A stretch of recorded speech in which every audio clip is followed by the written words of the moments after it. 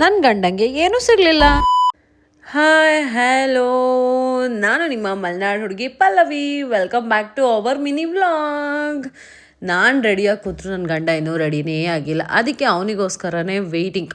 ನೋಡೋಣ ಎಷ್ಟೊತ್ತಿಗೆ ಬರ್ತಾನೆ ಅಂತ. ಅಯ್ಯಪ್ಪ, ಕೊನೆಗೂ ಬಂದರು. ಕೊನೆಗೂ ನಮ್ಮ ವ್ರತನ ಎತ್ಕೊಂಡು ನಾವು ನನ್ನ ಬರ್ಡೇ ಶಾಪಿಂಗಿಗೆ ಹೊರಟ್ವಿ. ಆನ್ ದಿ ವೇಲಿ ನನಗೇನೋ ಕಾಣಿಸ್ತು.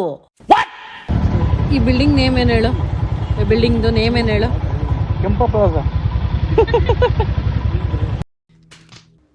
ಇಲ್ಲಿ ಪಾರ್ಕಿಂಗಲ್ಲಿ ಅವ್ರ ಮೂತಿ ನೋಡ್ಕೊಂಡು ನಿಂತಿದ್ದಾರೆ. ಶಾಪಿಂಗ್ ಮಾಡೋಣ ಬರ್ರಿ ಅಂತ ಅಂದ್ರೆ